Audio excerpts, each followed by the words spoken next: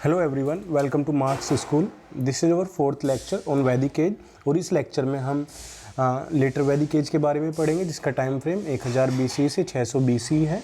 और इस टाइम तक आते आते या लेटर वैदिक एज तक आते आते 3 नई टर्म्स के बारे में हमें इंफॉर्मेशन मिलती है, वो सब। और एग्रीकल्चर में क्या चेंजेस आए हैं, आर्टिजन्स जो हैं वो कौन कौन से प्रोफेशंस में इन्वॉल्व है, और किस तरीके से नए वैदिक सब्जेक्ट्स के बारे में हमें इंफॉर्मेशन मिलती है, उस टाइम के लोग किन किन सब्जेक्ट्स के बारे में अवेयर थे, और म्यूज़िक को लेकर उनका एटीट्यूड क्या था, या म्यूज़िकल इंस्ट्रूमेंट्स कौन कौन से अवेलेबल थे, कि किस तरीके का फूड या फूड आइटम्स वो यूज़ करते थे, एंड जो उनके आउटफिट्स हैं, ड्रेसिंग स्टाइल्स हैं, ड्रेसिंग सेंस है, वो किस तरीके का था, ये सब हम डिस्कस करेंगे।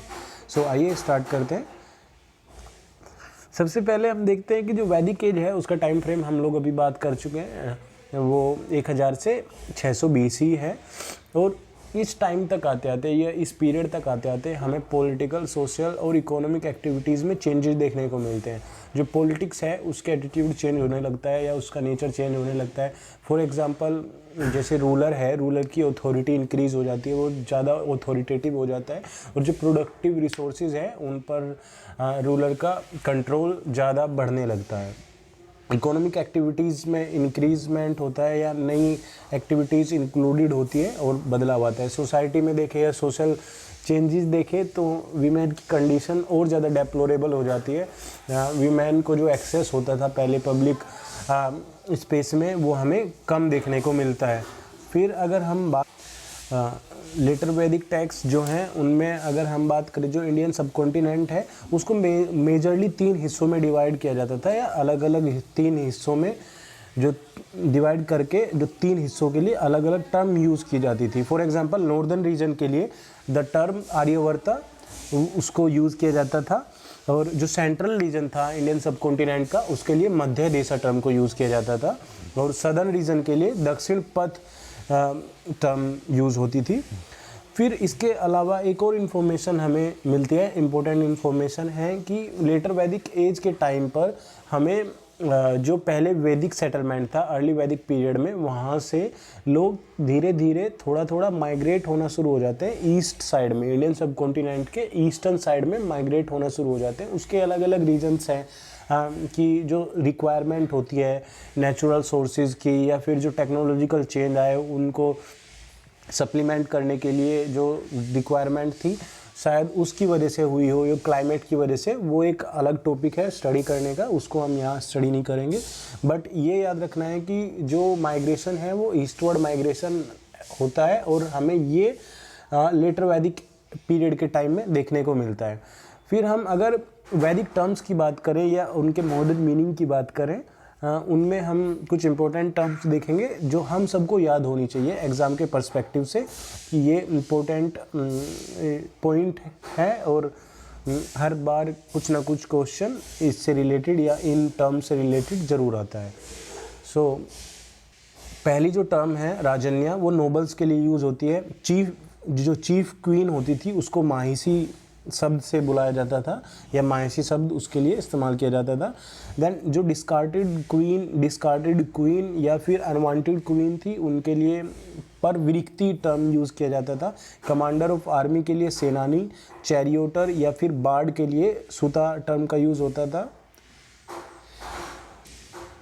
विलेज हेडमैन के लिए ग्रामीणी, एंड रॉयल चैम्बरलेन के लिए छत्री टर्म का यूज़ होता था। रॉयल चैम्बरलेन से मतलब है जिस पर्सन के ऊपर रॉयल हाउस होल्ड या रूलर या राजा के हाउस होल्ड की रेस्पॉन्सिबिलिटी होती थी, जितने भी काम होते थे, एक्टिविटीज़ होती थी, उनकी रेस्पॉन्सिबिलिटी या उन कामों को देखने वाला राजा के घर में या पैलेस में, रॉयल पैलेस में जो पर्सन था उसको रॉयल चैम्बरलेन बोलते हैं, और जिसको वैदिक एज में, लेटर वैदिक एज में छत्री के नाम से जाना जाता था। फिर दूध निकालने वाले या फिर खाना डिस्ट्रीब्यूट करने वाले को, और शायद जिस पर्सन के ऊपर रेस्पॉन्सिबिलिटी होती थी, जो प्रोडक्शन होता था, उस प्रोडक्शन से राजा के शेयर को इकट्ठा करना, प्रोड्यूस हुई चीज़ों से शेयर निकालना राजा का, वो जिसकी रेस्पॉन्सिबिलिटी होती थी उसको भागादुगा नाम से जाना जाता था। भागादुगा। थ्रोअर ऑफ डाइस जो था या डाइस को थ्रो करने वाला जो पर्सन था उसके लिए अक्सवापा टर्म यूज़ होती थी। चीफ हंट्समैन के लिए, शिकारी के लिए गोविकर्ताना टर्म यूज़ होती थी। नेक्स्ट टर्म है कारपेंटर के लिए टक्सान टर्म यूज़ होती थी। चैरियोट मेकर के लिए रथकारा, कैरियर को पालागल कहा जाता था। एंड एक जज या फिर लोकल चीफ को स्थापति बोला जाता था। बार्ले को यवा, एंड जो वीट है उसके लिए टर्म गोधुमा यूज़ होती थी। राइस के लिए व्रीहि। सो ये इंपॉर्टेंट टर्म्स हैं, उनके नाम, वैदिक नेम एंड मॉडर्न मीनिंग हमें याद होने चाहिए। फिर अगर हम एग्रीकल्चर से रिलेटेड बात करें, एग्रीकल्चर के कुछ स्टेप्स हैं या ऑपरेशंस हैं जो स्टेप बाय स्टेप होते हैं। For example sowing, ploughing, reaping and threshing. उस टाइम भी हमें ये सब स्टेप्स देखने को मिलते थे या इसी तरीके से लोग उसको करते थे। पहले sowing, ploughing, reaping and threshing, ये नेचुरल फिनोमिनन है या मतलब ये ऑब्वियस है, ऐसा ही होता होगा। जो जैसा आज भी हम देखते हैं जो एग्रीकल्चरल फील्ड से जुड़े हुए हैं या फिर खेती की जिनको इन्फॉर्मेशन है, जब फसल पैदा करते हैं वहाँ जो बहुत सारे इंसेक्ट्स या कीटनाशक होते हैं जो फसल को बर्बाद करते हैं, या कई बार सूखा पड़ जाता है तो सूखे के लिए इमरजेंसी में हम इरिगेशन के लिए कुछ सिंचाई के लिए इंतज़ाम करते हैं या अरेंजमेंट करते हैं। और जो पेस्ट या इंसेक्ट्स होते हैं उनके लिए पेस्टिसाइड्स यूज़ करते हैं। सो वैदिक एज में इन सब से बचने के लिए क्या करते थे, अथर्ववेदा में कुछ मंत्र दिए हुए थे जिनका काम था या जिनसे सोचा जाता था कि जो इंसेक्ट्स हैं वो भाग जाएंगे, जो कीटनाशक है वो भाग जाएंगे और जो ड्रोट है उससे इंसान बच जाएगा और खेती खराब नहीं होगी। सो ऐसे मंत्रों के बारे में हमें पता चलता है कि अथर्ववेदा में अवेलेबल थे। इससे ये भी कह सकते हैं कि उस टाइम भी जो कीटनाशक है या फसलों को बर्बाद करने वाले कीड़े हैं उनके बारे में हमें इन्फॉर्मेशन मिलती है। और जो ड्रोट की प्रॉब्लम है वो उस टाइम भी थी। और अगर हम स्लेवरी की बात करें, slavery was still continued, later Vedic age तक कंटिन्यू था। और जो यूज़ था वो ऐसा नहीं था कि जो प्रोडक्टिव पर्पज़ के लिए उसको यूज़ किया जा रहा हो या एग्रीकल्चर में यूज़ किया जा रहा हो, या फिर आर्टिजन्स जो हैं उसको अपने कारखानों में बहुत सारे स्लेव्स रखकर उसको प्रोडक्शन में यूज़ कर रहे हो। बट डोमेस्टिक स्फीयर तक ही स्लेवरी का यूज़ हमें दिखता है यहाँ पर। और नेक्स्ट पॉइंट जो है वो इम्पोर्टेंट पॉइंट है। अष्टाध्यायी एक बुक है जो कि ग्रामर पर लिखी गई है, संस्कृत ग्रामर पर, और इसके जो लेखक हैं वो पन्नी है। अष्टाध्यायी पन्नी ने लिखी है। और इस किताब में, अष्टाध्यायी में, हमें एक टर्म या शब्द मिलता है अयोविकार कुशी। अयोविकार कुशी जो है हम कहते हैं कि आयरन प्लोसेयर के लिए यूज़ हुआ है। जो प्लोसेयर है वो आयरन का बना हुआ है। सो पिछले जब पीरियड में या फिर हम कह सकते हैं अर्ली वैदिक पीरियड में जो हमने पढ़ा था वहाँ हमें वुड का प्लोसेयर मिलता है, वुड प्लो मिलता है या वुडन प्लो मिलता है, लेकिन हमें यहाँ आयरन का प्लो देखने को मिल रहा है। इसका मतलब ये है कि लोगों के बीच में आयरन का यूज़ बढ़ा और आयरन का यूज़ करने की पॉसिबिलिटी एक्सटेंड हुई। आयरन का यूज़ अगर ज़्यादा होगा तो इसका मतलब ये है कि आयरन को और कई जगह भी हम यूज़ करेंगे। अब फॉरेस्ट कटिंग में भी हम यूज़ करेंगे, फॉरेस्ट को काटना हो, लकड़ी को काटना हो, जंगल एक्सटेंड करना हो, खुदाई के लिए भी आयरन का यूज़ किया जाएगा अलग अलग तरीक़ों से, अलग अलग फॉर्म में उसको मोल्ड करके। फिर जो आयरन का अगर हम अर्लीस्ट रेफरेंस की बात करें इंडिया में, वो वैदिक लिटरेचर में मिलता है। और उसके लिए अगर जो टर्म्स कहें कि हम कौन कौन सी टर्म्स आयरन के लिए उस टाइम यूज़ हुई होगी, कृष्णा टर्म यूज़ हुई थी, श्यामा टर्म एंड श्यामा अयास। श्यामा अयास का मतलब है ब्लैक या फिर डार्क मेटल। सो हम पॉसिबिलिटी लगाते हैं या हिस्टोरियंस कहते हैं कि ये जो टर्म है आयरन के लिए यूज़ हुई होंगी। फिर अगर हम आर्टिजन्स की बात करें, कौन कौन से आर्टिजन्स या किन किन टाइप्स के आर्टिजन्स वहाँ इन्वॉल्व थे। कारपेंटर्स, उनमें है carpenters, chariot makers, bow and arrow makers, metal workers, leather workers, tanners, potters. और जो अगर चैरियट की बात करें, जो चैरियट्स थे वो दोनों तरीके से यूज़ होते थे। वो वॉर में भी यूज़ होते थे और कुछ स्पोर्ट्स एक्टिविटीज़ में भी यूज़ होते थे। जैसा हमने देखा कि वहाँ चैरियोट रेस भी होती थी जिसमें वीमेन एंड मैन दोनों पार्टिसिपेट करते थे। वीमेन अपने हस्बैंड के साथ जाती थी और लोग वहाँ इन एक्टिविटीज़ में इन्वॉल्व रहते थे। फिर अगर हम देखें कि उस टाइम के लोगों के जो नॉलेज में कौन कौन से सब्जेक्ट थे या किन सब्जेक्ट्स के बारे में लोगों को अवेयरनेस थी या किन डिसिप्लिन्स के बारे में वो जानते थे, जो छंदोग्य उपनिषद है उसमें ये कुछ सब्जेक्ट्स के नाम दिए गए हैं।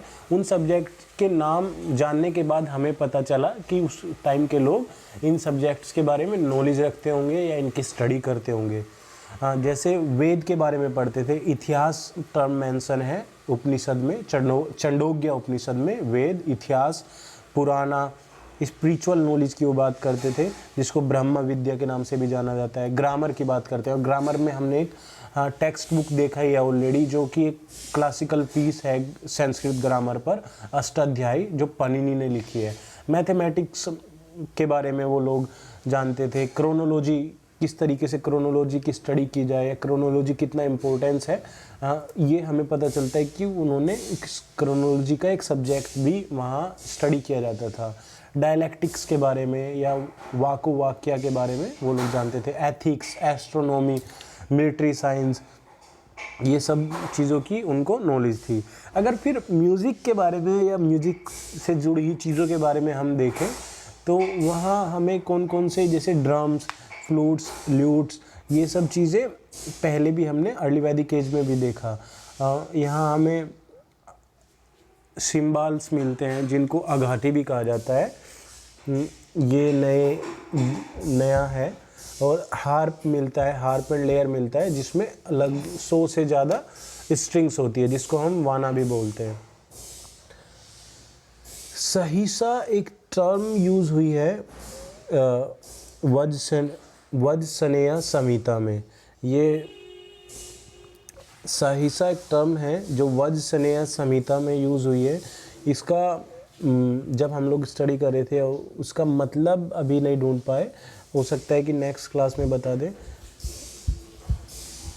वंसा नार्तिन एक टर्म है जो यूज़ है या यूज़ की गई है यजुर्वेदा में, जो आज भी हम मॉडर्न सेंस में भी देखते हैं कि जो डांस की एक फॉर्म है, पोल डांस या एक्रोबैट, बहुत पॉपुलर है, वो उस टाइम भी अवेलेबल थी। या पोल डांसर या एक्रोबैट के लिए वंसा नार्तिन टर्म का इस्तेमाल या हमें यूज़ देखने को मिलता है। अगर फूड की बात करें, लोग अलग अलग आइटम खाते थे या अलग अलग आइटम्स हमें देखने को मिलते हैं। उसमें अनूपा के नाम से एक आइटम है जो कि एक केक की फॉर्म में होता था, जो घी या फिर घी को मिक्स करके राइस या बार्ले के साथ बनाया जाता था, उसको अनूपा बोलते थे। फिर हमारे पास एक दूसरा वर्ड है ओदाना या ओडाना। ये जब ग्रेन, मिल्क, वाटर, कर्ड्स और घी, इन सब के या इनमें से कुछ चीज़ों के मिक्सचर को मिक्स करके उसको बनाया जाता था या प्रिपेयर किया जाता था, उसको ओडाना बोलते थे। फिर हमें देखने को मिलता है कि सीसेम, बीन्स और मीट भी कई बार डाइट में उनकी मिलते थे। जो राइस है वो फ्राइड राइस भी होते थे, कई बार मिल्क के साथ या बीन्स के साथ भी उनको बनाया जाता था। जैसे हम जिसको वेज बिरयानी बोल देते हैं, बीन्स के साथ बना लेते हैं, या फिर मिल्क के साथ बना लेते हैं जिसको हम खीर बोल देते हैं। वो भी उस टाइम हमें देखने को मिलता है कि लोगों की डाइट में इन्वॉल्व था या इंक्लूडेड था। Then there is another term यवागु। यवागु एक डिश होती थी या कह सकते हैं ग्रुअल थी, जो कि बार्ले से बनाई जाती थी। और जो मीट है कई बार वो स्पेशली बनाया जाता था जब कोई गेस्ट आ जाता था उनके ऑनर में। और एक जैसे आजकल हम अल्कोहलिक बेवरेज की बात करें तो उसमें कई तरह की ड्रिंक्स हैं, बियर है या फिर वाइन है या और भी कई चीज़ हैं। वैसे ही अगर लेटर वैदिक एज की बात करें हम, उस टाइम के बेवरेज में इंटॉक्सिकेटेड बेवरेज एक सूरा हमें देखने को मिलती है जो कि फर्मेंटेशन से बनाया जाता था, बार्ले को फर्मेंट करके बनाया जाता था। फिर अगर मिल्क प्रोडक्ट्स की बात करें उसमें हमें कर्ड्स, छाछ और बटर वगैरह देखने को मिलता है। देन अगर हम फिर इसके बाद आउटफिट्स की बात करें, वहाँ हमें कॉटन के क्लोथ्स मिलते हैं, कॉटन से बने हुए क्लोथ्स मिलते हैं, कई बार वूलन से बने हुए क्लोथ्स मिलते हैं, या जिसको हम आज मॉडर्न लैंग्वेज में पगड़ी कहते हैं या टर्बन भी बोलते हैं जिसको, वो उसके एविडेंस या उसके बारे में भी इंफॉर्मेशन हमें मिलती है।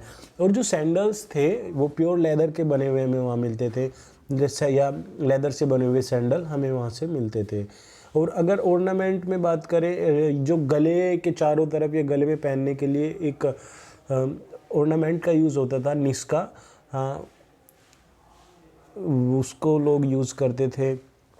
और जो कौन सेल होती है, जैसे जो एक गेम होता है पासा फेंकने वाला, वो कौन सेल आप लोगों ने देखी होगी, उसको या फिर कुछ ज्वेल्स को लोग पहनते थे सिर्फ, जैसे आज भी हम लोग कुछ पंडित या मौलवी या फिर बाकी किसी बाबा बाबा के पास जा कर के कुछ मंत्र या धागा बनवाते हैं ताकि शैतान या राक्षस या एविल हमसे दूर रहे।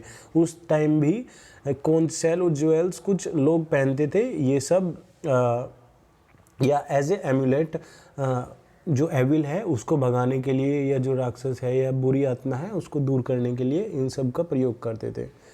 सो आज की क्लास यहीं ख़त्म करेंगे हम एविल के साथ ही, एंड नेक्स्ट क्लास में हम मिलते हैं। So thank you, see you in the next class.